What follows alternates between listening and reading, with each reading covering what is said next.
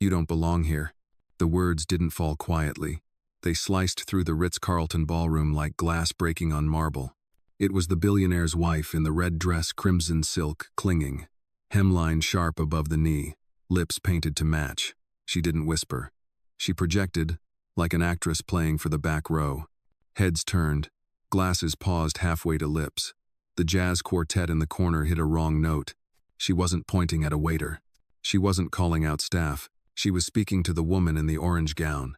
The black woman sitting alone at a crystal-lit table, posture calm, hair pulled into a sleek knot that refused a single stray strand. Her dress wasn't sequined, wasn't screaming for attention. It was flame-colored satin, flowing yet restrained, a quiet blaze. She had been invisible until now. The red dress leaned closer, her laugh pitched high enough to echo off the chandeliers. "Sweetheart, this is the Gala's front row, reserved for names that matter. You must be lost." Phones shifted in hands. A murmur rose like static across velvet walls. The orange gown did not answer. She lifted her glass of champagne, the liquid catching light, and drank as if no insult had touched her air. But the room felt it. Everyone did. The insult wasn't just a comment. It was a verdict, delivered loud enough to mark territory. Guests smirked. A few exchanged knowing looks. Somewhere near the back, a young reporter tapped his phone camera alive, whispering, "This might be bigger than it looks." The woman in red tilted her head, emboldened by silence. "I've seen this before. Staff slipping into empty seats to taste luxury for a night. Security should have handled it already." A gasp flickered through the front row. A man chuckled nervously, pretending it was a joke. But the sting was real. A visible line had been drawn in the ballroom who belonged, and who didn't. The woman in orange did not flinch. Her calm unsettled more than protest ever could. She set her glass down, hands folded with surgical precision. Her eyes lifted, steady and unyielding. Not to the woman in red, but past her toward the chandelier, burning above them both. And in that silence, the air bent. "Before we continue, where are you watching from? Drop your city or country in the comments below. And if you believe in dignity and justice, hit like and subscribe. These stories spark change, and we're glad you're here." Now, back to the woman in the orange gown, because in the next few minutes, her silence will cost an empire $4.1 billion. She didn't rise. She didn't answer. The woman in the orange gown simply sat straight-backed, composed, eyes fixed on the ballroom center stage, as if the insult hadn't grazed her. But the silence wasn't empty. It pressed down on the room heavier than the chandeliers above, and everyone felt it. The billionaire's wife in red mistook the silence for weakness. Her smile widened, lips curved like a blade. "See? She knows. That's why she won't speak. She shouldn't even be here." The laughter that followed wasn't loud, but it was sharp. It cut from table to table. A couple clinked glasses as if to dismiss the scene, but their eyes lingered. Judgment travels fast in a room designed for spectacle. The orange gown remained still, not stiff-controlled. Her hair was drawn back tight, a style chosen not for vanity but for discipline. Every line of her posture said one thing: this is not new.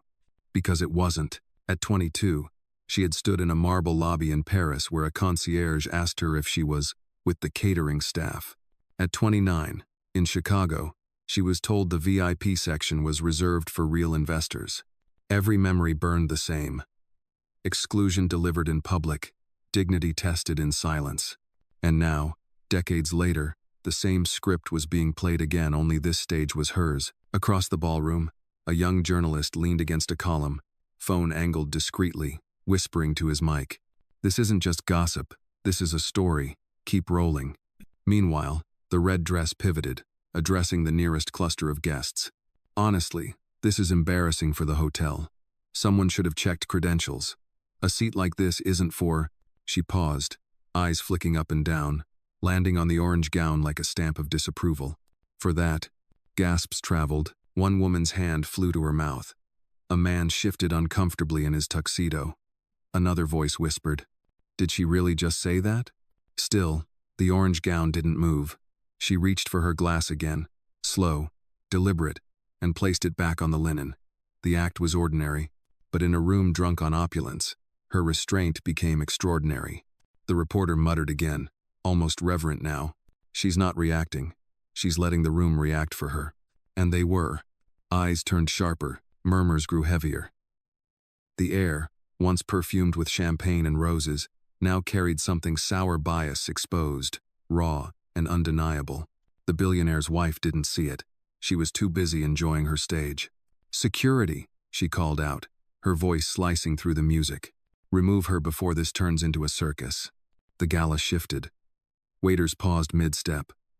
The hotel manager at the edge of the stage stiffened. A spotlight of shame had been switched on, and everyone was standing in its glare. And through it all, the woman in orange still hadn't spoken a word. The words, "security," had barely left her lips when a man in a black tuxedo appeared at the edge of the ballroom. The Ritz-Carlton event manager, silver hair slicked back, headset tucked discreetly behind his ear, moved quickly, but not confidently. His steps betrayed hesitation. He had heard the tone, seen the gesture, and now every eye in the ballroom was waiting for him to act. The woman in the red dress greeted him with a triumphant tilt of her chin. "Finally, please escort her out. She's taken a reserved seat. It's humiliating for the hotel." The manager's glance shifted toward the orange gown. She hadn't moved. She hadn't spoken. She simply rested one hand on the linen, the other still curled loosely around the stem of her untouched glass. Her gaze met his, steady as stone. No plea, no defense, just silence that demanded he think carefully before taking his next step. He cleared his throat. "Madam, may I see your invitation card?" His tone tried to stay neutral, but the request itself carried weight. In a gala built on hierarchy, asking for proof was already an accusation. The woman in red leaned closer, voice dripping with condescension. "Don't waste your time. I've seen her type at enough events. They dress up, slip past ushers, and sit where they don't belong. Do your job." That phrase, "do your job," landed hard. Guests shifted uncomfortably.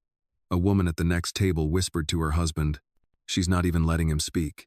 The husband replied low, "This feels wrong. She hasn't done anything." Near the back, the young journalist steadied his phone. His whisper turned sharper now. "They're trying to erase her presence with protocol." The manager's hand hovered uncertainly, as if reaching for the orange gown's place card. But before he touched it, the woman in orange moved just enough to place her fingertips on the card first. Her movement was slow, deliberate, the kind of gesture that turned the act of stillness into authority. Her voice didn't come, not yet, but her eyes held him in place. And the ballroom noticed. A hush spread, pulling the music down to a hum. Waiters froze mid-pour. Even the red dress faltered for a second, though pride quickly reloaded in her smile. "Sir," she pressed, louder this time, making sure the crowd could hear. "She doesn't belong. Remove her before this becomes a scene." But it already was. The scene had begun the moment her first insult hit the air. Now it was unraveling in real time, under chandeliers and watchful eyes, with phones capturing every flicker of bias and every breath of silence. And still, the woman in orange had yet to speak a single word. The ballroom waited. The manager's hand hovered above the table card like it was a trigger, but the woman in the orange gown didn't flinch. She didn't rush to defend herself, didn't raise her voice, didn't even frown. Instead, she placed her glass down gently, the faint clink louder than any protest could have been. Her stillness unsettled the air, because in a room where power usually roared, she chose not to roar at all. The billionaire's wife leaned in, mistaking the quiet for surrender. "See? Not even a word. She knows she's out of place." But the silence wasn't surrender. It was weight. It was presence. Guests who had been snickering moments earlier now stared, caught in a discomfort they couldn't name. Why wasn't she fighting back? Why wasn't she scrambling to justify herself? At a table nearby, a woman in pearls whispered to her friend, "If it were me, I'd be crying." Her friend shook her head. "That's why it's not you. Look at her. She's not giving them anything." The journalist in the corner whispered into his phone mic, voice almost reverent now. "She's holding the entire room with silence. You can feel it. It's heavier than the music." The red dress didn't hear or pretended not to. She raised her glass in mock salute. "Let's toast to keeping these events exclusive," she announced, her laughter ringing sharp as crystal. It wasn't just arrogance. It was performance. She wanted the crowd on her side, but the crowd was shifting. People weren't laughing anymore. They were watching. The manager cleared his throat again. uncomfortable in his role as enforcer. His fingers brushed the edge of the table card, but the woman in orange moved a fraction just enough to cover it fully with her palm. No words, no fight, just ownership. The gesture landed harder than a shouted argument. In that moment, a memory pressed into her mind like a scar. She was 16, standing in a Charlotte hotel lobby, told by a clerk, "This area is for guests only." She had been dressed in her Sunday best, clutching her purse with trembling hands. They didn't listen then. They had pushed her out onto the sidewalk like she was dirt. Now, years later, the script tried to repeat. Only this time, she wasn't the one trembling. Her silence wasn't empty. It was filled with decades of refusal. Refusal to bend, refusal to break, refusal to be erased. And though her lips hadn't parted once, the entire ballroom was beginning to hear her. It started with a glow. From the far corner, a red recording light blinked alive on a slim black phone. The young journalist, barely 30, angled his camera low, his lips moving almost silently. "If you're watching this, remember what you see. Remember how it started with one sentence." A ripple of awareness passed through the ballroom. A woman in emerald silk elbowed her husband, nodding toward the lens. He frowned, whispering back, "Careful, they'll throw him out too." But the journalist didn't stop. He zoomed in on the table, on the contrast, the red dress standing tall, sharp and loud, the orange gown seated, silent but unshaken. Two women, two worlds, colliding in real time. "Excuse me," a voice suddenly carried from another table. A guest, middle-aged, silver cufflinks glinting, raised his glass halfway. "Why does she need to prove anything? She's seated. That's proof enough." The billionaire's wife spun, her laugh clipped and metallic. "Oh, please, you don't know these people. They sneak in, pretend to belong. This is exactly why standards matter." Her words ricocheted across the chandeliers, brittle but loud. And this time, they didn't land clean. Gasps echoed, whispers hissed. A woman near the stage shook her head sharply, muttering, "Did she just say these people?" The manager froze. His hand hovered mid-air, caught between obedience and doubt. He could feel the weight of 100 eyes, waiting to see which side he stood on. The orange gown didn't move. She hadn't spoken once, but her stillness was rewriting the script. The aggressor looked frantic. The target looked composed.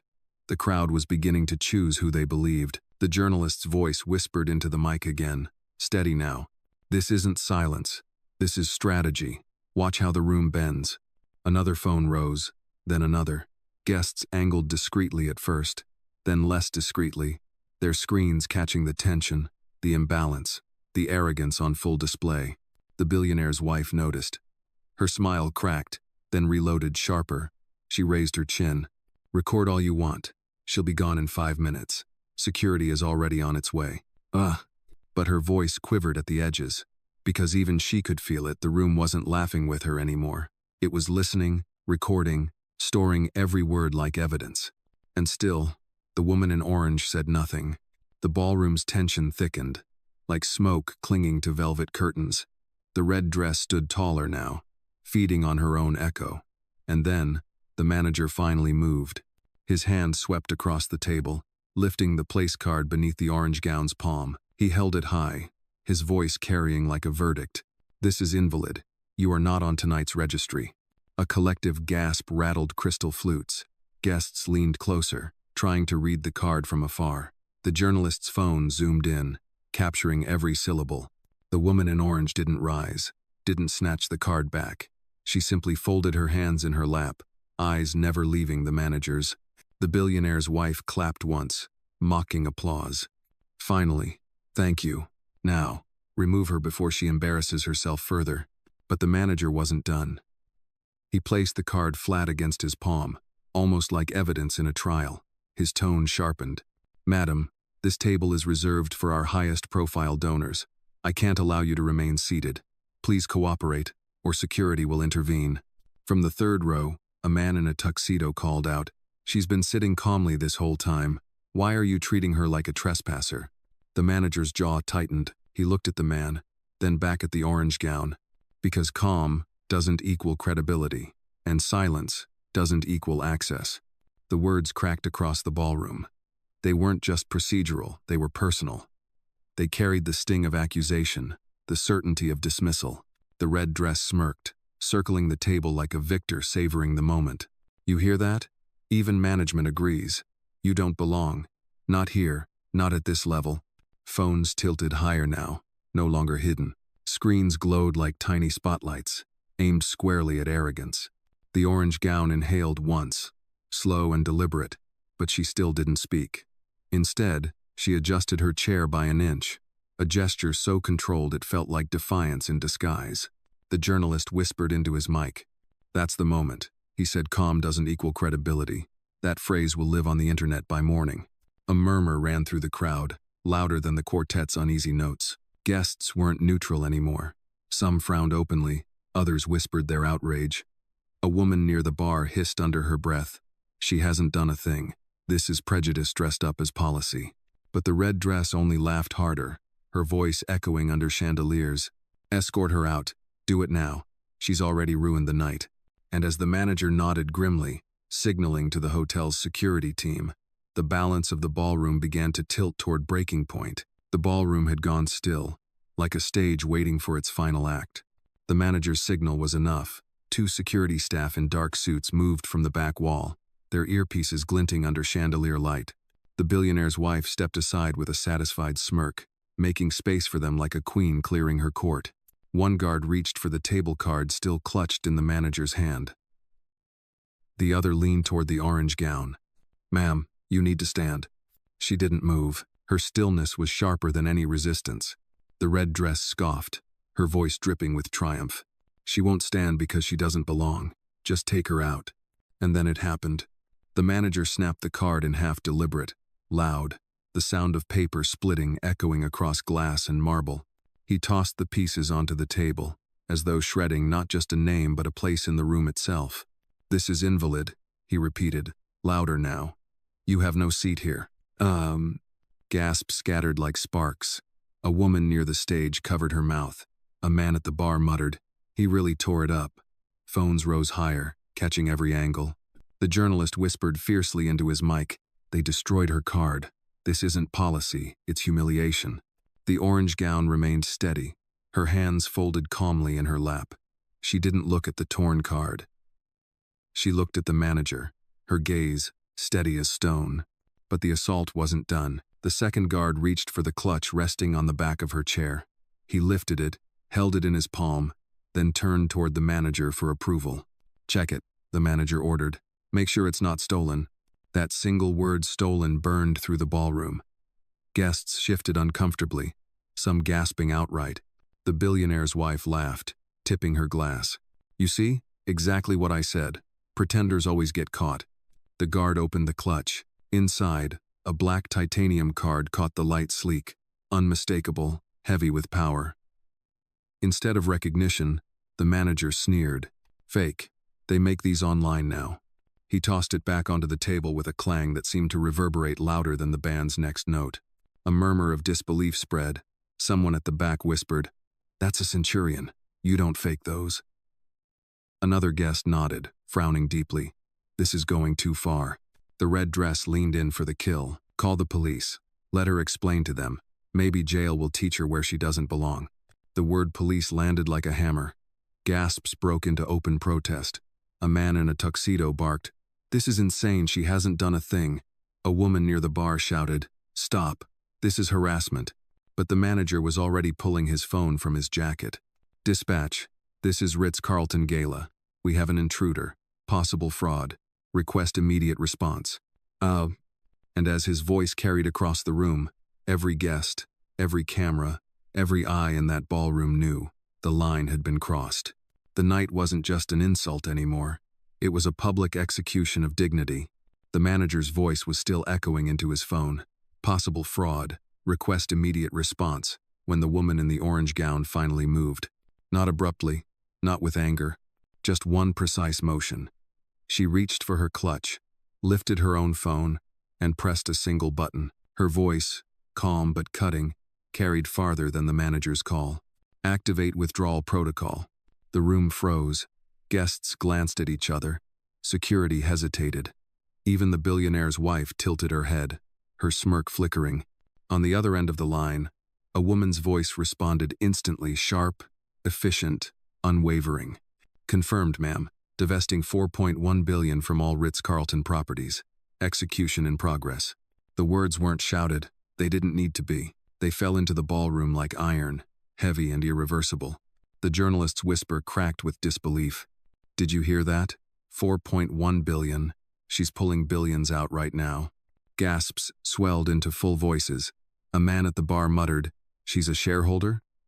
A woman clutched her pearls, whispering, "No, more than that. She's in control." The billionaire's wife tried to laugh, but it rang hollow.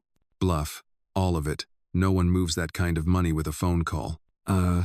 But her eyes betrayed her, the quick dart, the flash of unease. The orange gown remained steady. She didn't argue. She didn't explain. She simply set her phone flat on the linen. The line still open. The assistant's voice still audible. Phase 1 confirmed. Funds redirected. Media alerts prepared. The manager's own phone trembled slightly in his grip. He pulled it away from his ear, staring at the screen as if hoping dispatch could save him from the truth unraveling at his table. Security froze, uncertain now who exactly they were handling. The journalist whispered again, this time almost to himself. She just shifted the entire room with one sentence. The orange gown folded her hands, eyes calm, posture unbroken. She hadn't raised her voice once. Yet the ground beneath the Ritz-Carlton was already cracking, and for the first time all evening, the red dress lost her smile. The ballroom held its breath. The manager lowered his phone. The guards stepped back, uncertain now, their eyes darting between the woman in orange and the guests whose phones hovered like courtroom cameras. The billionaire's wife clutched her glass tighter, knuckles whitening. And then, the woman in the orange gown rose. It wasn't rushed. It wasn't dramatic. It was deliberate, a single, unhurried motion that made the chandeliers seem to dim around her. The flame-colored satin cascaded to the floor, catching light like a quiet blaze. She placed one hand on the table, steady as stone, and spoke for the first time that evening. "You think I'm staff. You think I don't belong. You think silence is surrender." Her voice wasn't loud, but it carried. It cut through the ballroom sharper than crystal shattering. Guests leaned forward, every syllable pulling them closer. Then she straightened fully, eyes sweeping across the tables, across the phones, across the woman in red who had mocked her. "I am the black CEO who owns a controlling stake in these hotels. Every chandelier above your head, every glass in your hand, every inch of this ballroom." She paused, letting the weight settle. "Exists because I allow it." Gasps erupted like thunder. The journalist nearly dropped his phone. Someone at the back shouted, "Oh my God." The billionaire's wife stumbled a half step, her smirk collapsing into silence. Her glass slipped from her fingers, shattering against the marble. Red wine bled across the floor like a stain that couldn't be erased. The manager's face drained pale. His hand still held the torn place card, pieces trembling between his fingers. For the first time, he realized he hadn't destroyed paper, he had shredded proof of his own career. And the orange gown, no. The CEO stood unmoved. She let the silence stretch, her presence filling every corner of the ballroom. She didn't need to argue anymore. The truth had detonated, and the room itself was carrying the echo. The journalist's whisper cracked into awe. "She owns it. She owns all of this." Phones kept recording. Guests kept staring. And the red dress, once so loud, now had nothing left to say. The balance of the night had shifted completely. The ballroom cracked open. Gasps rolled into murmurs, murmurs into shouts. Guests rose from their chairs, half in disbelief, half in exhilaration. Phones hovered high like a forest of glowing witnesses. Every second was captured, every angle preserved. The manager's hand trembled around the torn card. His lips parted, but no words formed. He looked at the shredded pieces, as if they were fragments of his own career. Sweat gathered at his temples. His voice, when it finally broke free, came out brittle. This can't be real." The guards stepped back, their polished shoes scraping the marble. They had been ready to drag her out minutes ago. Now they couldn't even meet her eyes. One muttered to the other, "She runs the place." We touched her clutch. The second shook his head, face drained of color. And the red dress? The billionaire's wife? Her facade shattered. The confidence that had animated every gesture collapsed in a heartbeat. She tried to laugh, but it came out strangled, thin as broken glass. "You're lying. This is a trick. My husband, he knows everyone here. He would have told me." But the crowd wasn't listening to her anymore. A woman in emerald silk stood from her table. "We saw it. We heard the call. She's not bluffing." A man near the bar raised his phone higher. "This video is already live. Everyone knows who she is now." The journalist's voice cracked with awe as he narrated for his viewers. Ritz-Carlton Gala witnesses confirm the black CEO just revealed she owns controlling stake. This is history unfolding. The manager stumbled back, his headset sliding loose from his ear. He turned toward the stage, searching for escape, but there was none. The eyes of the ballroom pinned him like a spotlight. Guests began clapping, hesitant at first. Then louder, like a wave gathering strength. Applause thundered through the chandeliers. It wasn't just celebration, it was judgment. Judgment against the arrogance, against the bias, against the public humiliation that had just imploded. The red dress shook her head violently, her earrings swaying. No, you don't belong here. This night is ours." But her voice was drowned out. Applause rolled over her, heavy and relentless. Some guests cheered outright. Others shouted words that cut sharper than crystal. "Respect her. She owns this place. Justice right here, right now." "Oh." The billionaire's wife staggered, suddenly small in her crimson silk, her power crumbling like the shards of her broken glass still bleeding across the marble. And at the center of it all, the CEO stood calm, flame-colored satin rippling softly as though untouched by the chaos she had unleashed. The room had chosen. The applause hadn't faded when she reached for her phone again. No rush, no theatrics, just a calm tap, a connection reopened. "Status," she said, her voice cutting through the ballroom like a judge calling order. On the other end, her assistant's tone was crisp, undeniable. "Withdrawal complete. 4.1 billion liquidated from all Ritz-Carlton properties. Contracts flagged. Media brief ready for release." The room gasped as if the air had been punched from it. A screen near the stage intended for donor tributes suddenly blinked. Numbers rolled across it. Holdings, stakes, funds dissolving in real time. Guests craned their necks, jaws dropping. The manager stumbled back a step, his headset dangling uselessly. No, this can't." His voice broke before the sentence could finish. She turned her gaze on him, steady and merciless. "You tore my name in half. Consider your employment the same. Effective immediately. You're dismissed." His mouth fell open. Around him, murmurs exploded. Guests whispered. She just fired him here, in the ballroom. Her eyes slid toward the guards. "And as for you, you touched what wasn't yours. You acted on arrogance, not evidence. Your badges are invalid. Security will escort you out." The guards froze, then lowered their heads, realization sinking heavy into their shoulders.